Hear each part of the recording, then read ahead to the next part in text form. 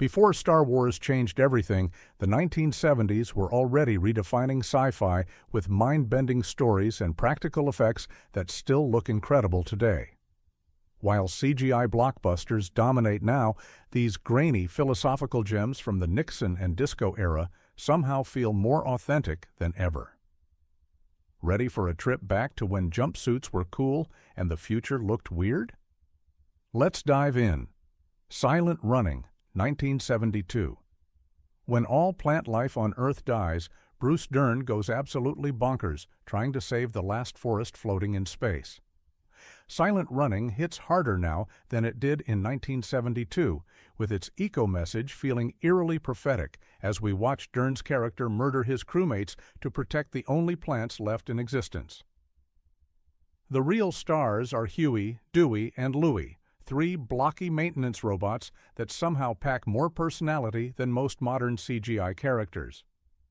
Director Douglas Trumbull, who handled effects for 2001, A Space Odyssey, repurposed unused Saturn footage to create stunning visuals on a shoestring budget. These little drone robots directly inspired George Lucas when designing R2-D2, proving how influential this forgotten gem became. Critics initially dismissed it as hippie propaganda, but Soilent Running has gained a cult following that recognizes its haunting portrayal of isolation and environmental collapse. The film bombed financially despite positive reviews, but its lasting legacy has outshined its commercial failure.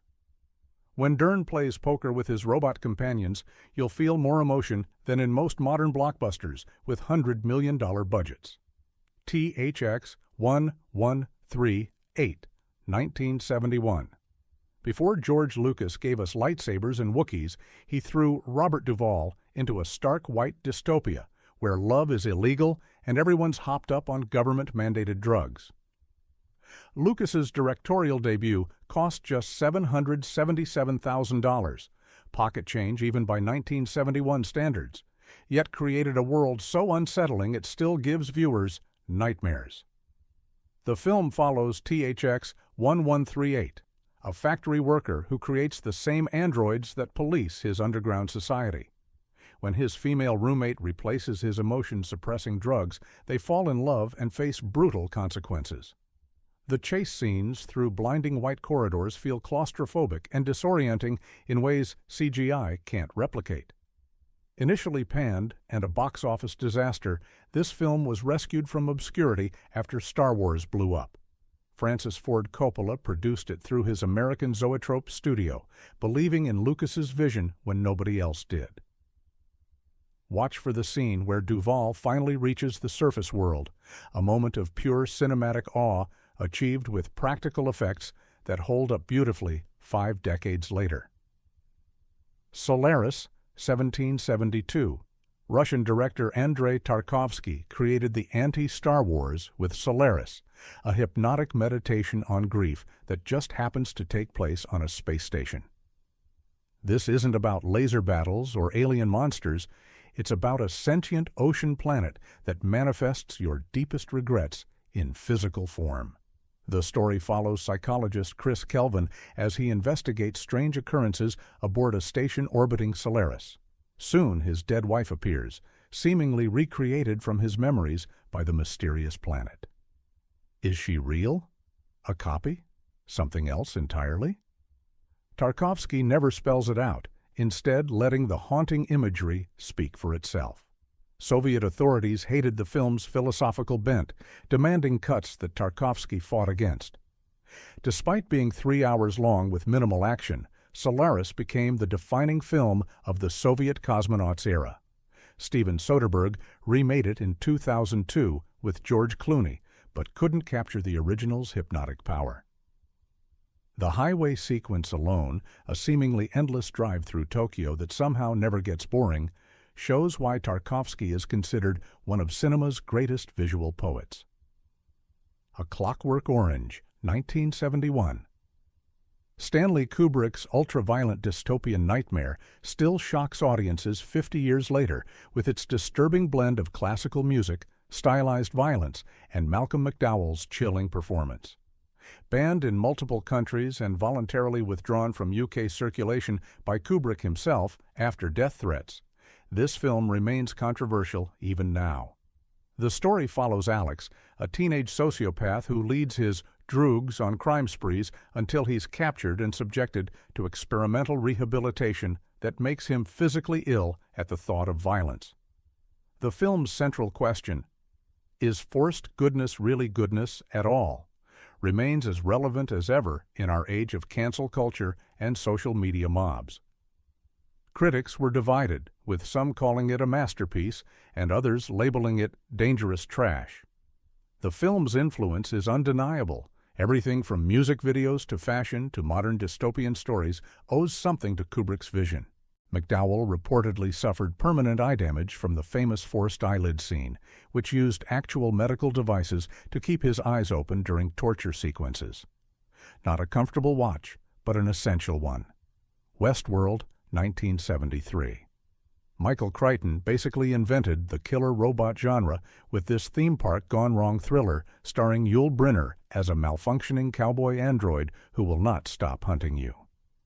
20 years before Jurassic Park, Crichton was already warning us about the dangers of high-tech entertainment run amok.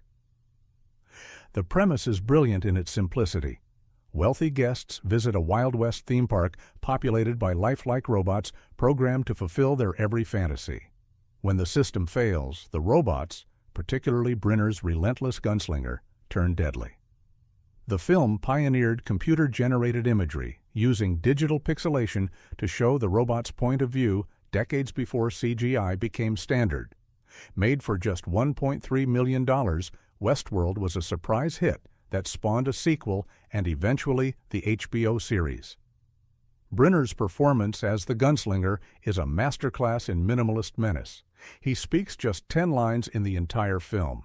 The scene where he walks through fire, his synthetic face melting to reveal the mechanical skull beneath, influenced everything from The Terminator to Halloween's Michael Myers. James Cameron has openly admitted that Brynner's character was the direct inspiration for the T-800. Soilent Green, 1973.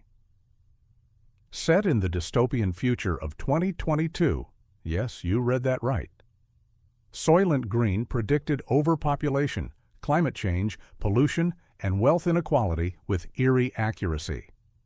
While its famous twist ending has become a pop culture punchline, the film itself remains a disturbing vision of corporate control gone mad. Charlton Heston stars as a detective investigating a murder in an overcrowded, sweltering New York City, where most survive on processed food rations called Soilent. The scene where Heston's character experiences real food, actual vegetables and beef, for the first time produces genuine tears from the actor. The film's sickly yellow-green color palette makes you feel the suffocating heat and pollution through the screen. Critics initially dismissed it as exploitation, but time has vindicated its environmental warnings. Director Richard Fleischer fought with MGM to maintain the film's bleak ending, refusing to soften its message. Edward G. Robinson's performance as Saul Roth marked his final film role. He died just 12 days after completing his scenes, including the haunting going home sequence where his character chooses assisted suicide while watching footage of the natural world that no longer exists. Invasion of the Body Snatchers, 1978. Philip Kaufman's paranoid masterpiece somehow improves on the 1956 original with its chilling portrayal of conformity in the post-Watergate era. Donald Sutherland leads a stellar cast including Leonard Nimoy and Jeff Goldblum against alien pod people who replace humans with emotionless duplicates while they sleep. The film captures late 70s San Francisco with documentary-like realism that makes the escalating horror feel unnervingly plausible. Unlike most remakes, Kaufman doesn't rely on cheap shocks, instead building slow-burn dread until the unforgettable finale. The infamous dog with a human face scene used groundbreaking practical effects that still make viewers squirm uncomfortably. Critics immediately recognized its brilliance, with Roger Ebert calling it a thriller that actually generates genuine thrills. The film's final shot, featuring Sutherland's inhuman screech as he points at the last unassimilated human, remains one of the most devastating endings in horror history. Made for just $3.5 million, the film grossed over $25 million and has influenced everything from The Thing to Get Out, with its exploration of identity and assimilation anxiety. The Man Who Fell to Earth, 1976. David Bowie playing an alien might be the most perfect casting in cinema history. Nicholas Roeg's trippy sci-fi drama uses Bowie's otherworldly presence to tell the story of Thomas Jerome Newton, an extraterrestrial who comes to Earth seeking water for his dying planet but becomes corrupted by human vices. The film's disorienting narrative structure, with its jarring cuts and ambiguous timeline, creates a dreamlike quality that perfectly captures Newton's alienation. Bowie, in his first leading role, barely has to act with those mismatched eyes and ethereal quality. Roeg shoots 1970s America as if seeing it through alien eyes, familiar but fundamentally strange. Initially polarizing critics, the film has since been recognized as a sci-fi landmark. When Bowie was asked how he prepared to play an alien, he famously replied, "I didn't have to." The film's uncompromising portrayal of alcoholism draws from Bowie's own struggles at the time, making Newton's disintegration painfully authentic. Virgin Records founder Richard Branson was so obsessed with the film that he named his company after Newton's fictional corporation, World Enterprises. Mad Max, 1979. George Miller made this apocalyptic masterpiece for the price of a modern car commercial, about $400,000 in Australian dollars, yet created an entire genre of wasteland fiction. Before the leather and spikes became standard post-apocalyptic fashion, Miller was just a doctor with a camera shooting real stunts on dusty Australian highways.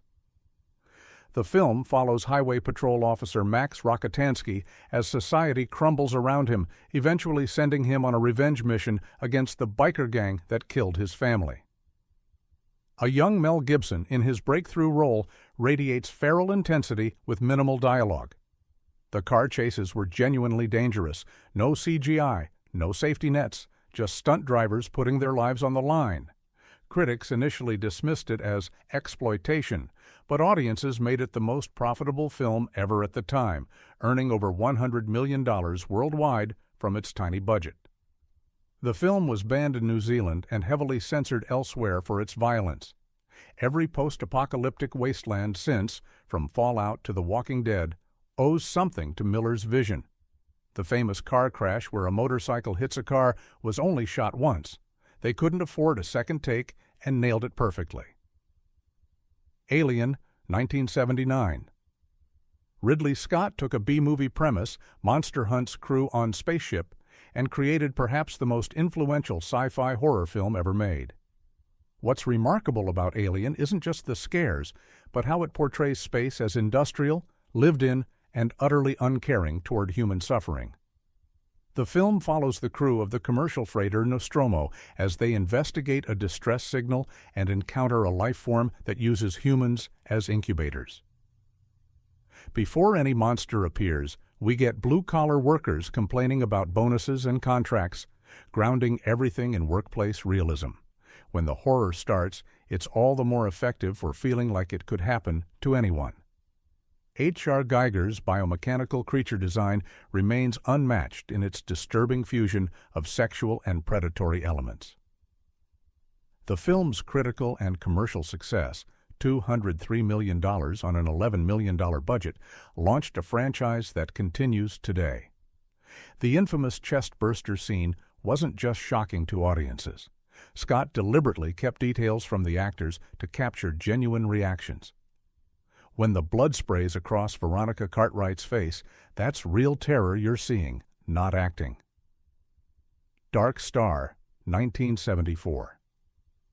John Carpenter and Dan O'Bannon made this trippy space comedy while still in film school, creating a cult classic about astronauts slowly losing their minds from boredom.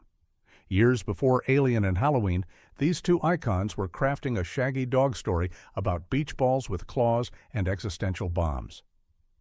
The premise follows the crew of the Dark Star, whose mission is to destroy unstable planets that might threaten future colonization. Most of their time is spent dealing with a sentient bomb that keeps trying to detonate itself while philosophizing about existence. The alien, literally a painted beach ball with rubber gloves for feet, somehow becomes genuinely threatening through clever camera angles and lighting. Made for approximately $60,000, the film's rough edges became part of its charm. Director John Carpenter composed the synthesizer score himself, beginning a tradition he would continue throughout his career. Co-writer Dan O'Bannon was so frustrated by the beach ball alien that he later wrote Alien as a serious take on the same concept. The scene where Lieutenant Doolittle teaches the bomb Cartesian doubt to convince it not to explode remains one of the funniest philosophical discussions in cinema. Logans Run, 1976. In a seemingly perfect future where everyone dies at 30, Michael York leads a rebellion against mandatory youth euthanasia while discovering the ruined remains of our world. The film's striking contrast between the gleaming dome city and the overgrown ruins of Washington, D.C., creates visual poetry about the cost of perfect societies. The story follows Logan 5, a Sandman who terminates those trying to escape their scheduled deaths. When his own time comes early, he flees with Jenny Agutter's character into the unknown outside world. The practical effects for the city miniatures, while dated by modern standards, have a handcrafted charm that CGI can't replicate. The famous carousel sequence where citizens renew, are actually killed, in a floating ritual, remains a stunning piece of production design. Made for $9 million, the film earned $25 million and won a Special Academy Award for visual effects. Director Michael Anderson fought with MGM to retain the film's darker elements despite studio pressure for a more upbeat tone. The scene where York and Agutter encounter an old man, the first elderly person they've ever seen, contains subtle performances that elevate the material beyond typical sci-fi fare. A young Farrah Fawcett appears in a small role just before becoming a television superstar. Close Encounters of the Third Kind, 1977. Steven Spielberg's UFO masterpiece offers the polar opposite of alien invasion stories, a tale of wonder, communication, and cosmic connection told through the eyes of ordinary people. Released the same year as Star Wars, it showed that science fiction could be profound as well as thrilling. The film follows Roy Neary, an electrical lineman who becomes obsessed with UFOs after a close encounter, eventually joining government scientists at Devil's Tower for humanity's first formal contact with extraterrestrials. The 5-note musical sequence used to communicate with the aliens has become one of cinema's most recognizable themes, while the image of Dreyfuss sculpting mashed potatoes into the shape of Devil's Tower remains an iconic moment of cinematic obsession. Spielberg fought Columbia Pictures for creative control, refusing to show the aliens until the final scene, a decision that builds unbearable anticipation. Made for $20 million, the film earned $306 million worldwide. François Truffaut, the legendary French director, took the role of scientist Claude Lacombe despite speaking minimal English. The mothership model, designed by Ralph McQuarrie, who also worked on Star Wars, contained parts from model railroad kits, kitchen appliances, and even a ceramic toilet to achieve its intricate lighting effects. Rollerball, 1975. Before The Hunger Games, there was Rollerball, a brutally prescient film about corporations using violent sports to control the masses. James Caan stars as Jonathan E., the aging champion of a lethal game that combines roller derby, motorcycle racing, and gladiatorial combat. Set in 2018, the film envisions a world where nations have been replaced by corporate entities that control every aspect of life. When Jonathan becomes too popular, threatening the corporate message that no individual matters more than the system, they change the rules to ensure his death. Director Norman Jewison creates stunning action sequences that still hold up, using real stunt performers on roller skates and motorcycles. Made for $6 million, Rollerball earned over $30 million and developed a massive cult following on home video. Jewison, known for socially conscious films like In the Heat of the Night, took on the project specifically to critique American violence and corporate power. The German release was heavily censored, cutting nearly 40 minutes of violence. Look for the scene where corporate executive John Houseman explains how the game was deliberately designed to demonstrate the futility of individual effort, a speech that feels increasingly relevant in our corporate-dominated world. Star Wars, 1977. Yes, it's obvious, but no list of 70s sci-fi would be complete without the film that changed everything.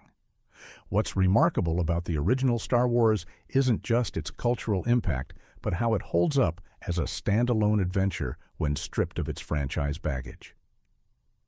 George Lucas created a perfect hero's journey that still feels fresh, despite being referenced, parodied, and expanded for nearly 5 decades.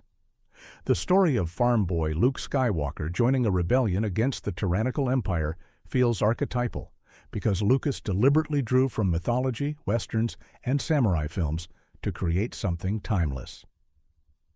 The practical models and matte paintings give everything a weight and realism that even modern Star Wars entries struggle to replicate.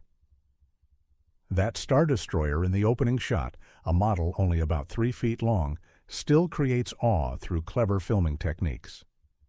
Made for $11 million after being rejected by multiple studios, Star Wars earned $775 million worldwide and revolutionized everything from special effects to merchandising. Fox executives were so convinced it would fail that they gave Lucas the merchandising rights instead of a higher salary, a decision that cost them billions. Alec Guinness, who played Obi-Wan Kenobi, negotiated for 2% of the gross profits, making him incredibly wealthy, while he simultaneously dismissed the film as fairy tale rubbish. The Library of Congress selected it for preservation in the National Film Registry in its first year of eligibility, recognition of how fundamentally it changed American cinema. Which of these 70s sci-fi classics have you watched, and which ones are you adding to your watch list? The practical effects, philosophical questions, and unhurried storytelling of these films offer something that today's CGI spectacles often miss: a soul. Do you think modern sci-fi has lost something by prioritizing spectacle over substance, or has the genre simply evolved with the times? Let me know in the comments below, and don't forget to hit subscribe for more deep dives into cinema's most fascinating eras.